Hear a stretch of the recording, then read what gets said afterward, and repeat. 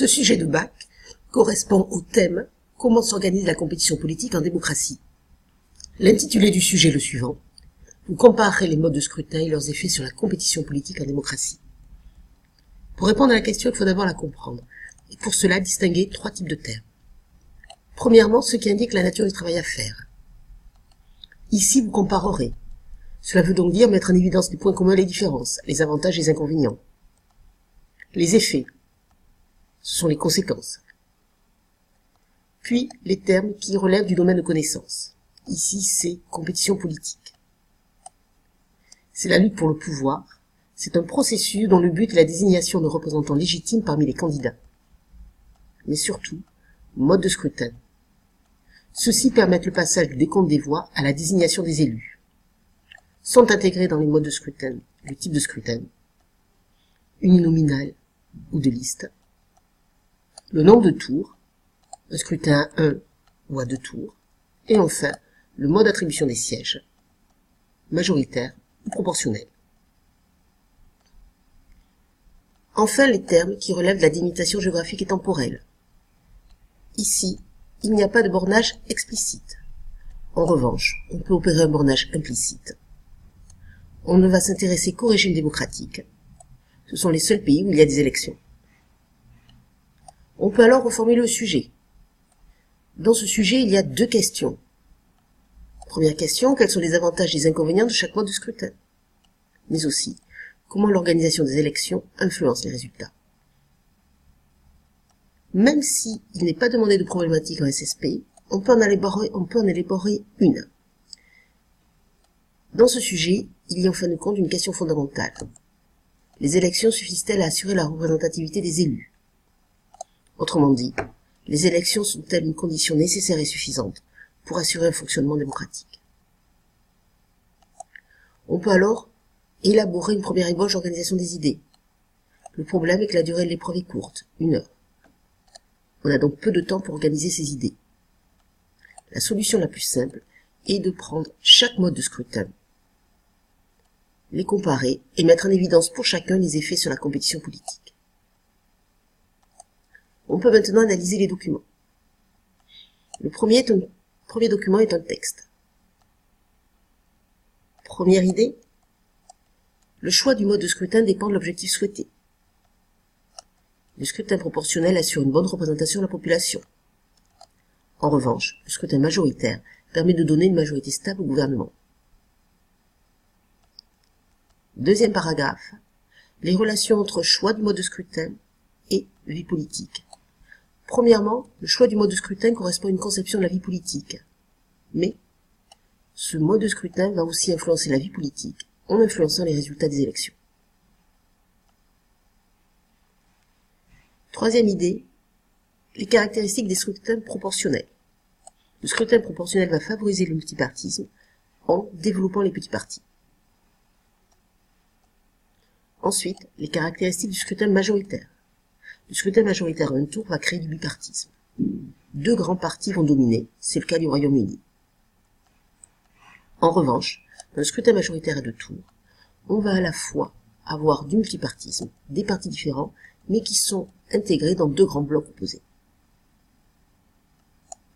Le document 2 donne les résultats des élections européennes de 2014 pour la France. Avec les caractéristiques du mode de scrutin, c'est un scrutin de liste, proportionnel à un tour.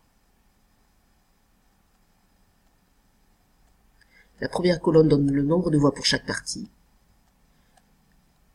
Ensuite, on a la part dans les suffrages exprimés, le nombre de sièges et le pourcentage dans la totalité des sièges.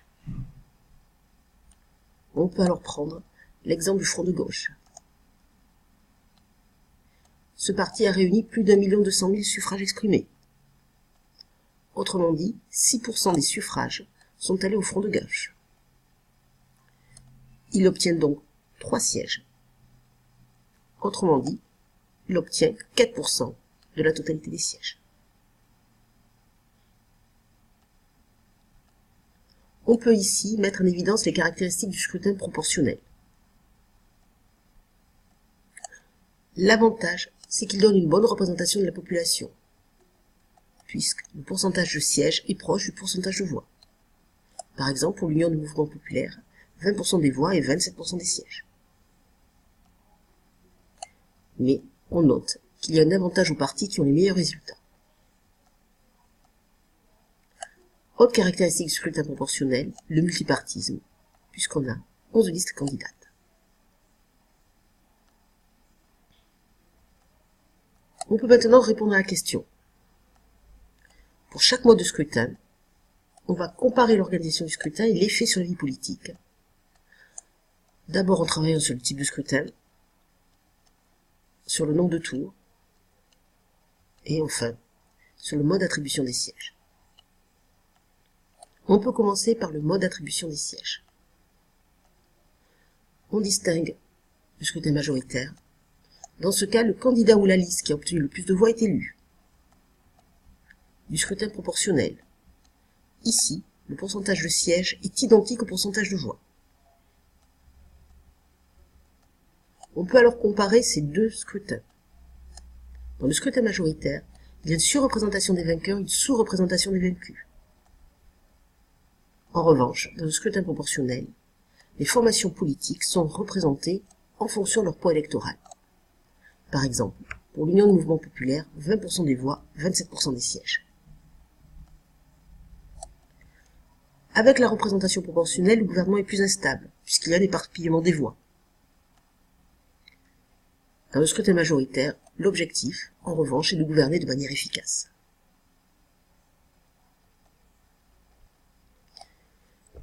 Le choix entre majoritaire et proportionnel a des conséquences sur la vie politique. Dans le scrutin majoritaire, le nombre de partis est limité, alors que dans le scrutin proportionnel, le multipartisme va être créé. Par exemple, il y avait 11 listes lors des élections européennes. Deuxième mode de scrutin, le type de scrutin. Ici, on distingue le scrutin uninominal. Une seule personne est élue pour un territoire donné. Du scrutin de liste. Plusieurs personnes sont élues en même temps. Par exemple, lors des élections européennes. Quelles conséquences sur la vie politique? Dans le scrutin uninominal, la personnalité du candidat est essentielle. Dans le scrutin de liste, c'est le rôle du parti qui est essentiel, puisque c'est lui qui choisit et ordonne les listes. Ainsi, dans le scrutin uninominal, ce sont des candidats à forte personnalité et connus qui vont être élus. Alors que dans un scrutin de liste, c'est l'étiquette et le programme du parti qui est essentiel. Dernière distinction, le nombre de tours. Il peut y avoir un seul tour. Le candidat ou la liste qui a le plus grand nombre de votes est élu. Ou à 2 tours.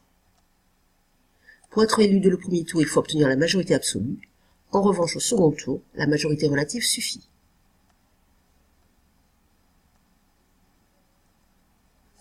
Quand il y a un seul tour, l'électeur va voter utile.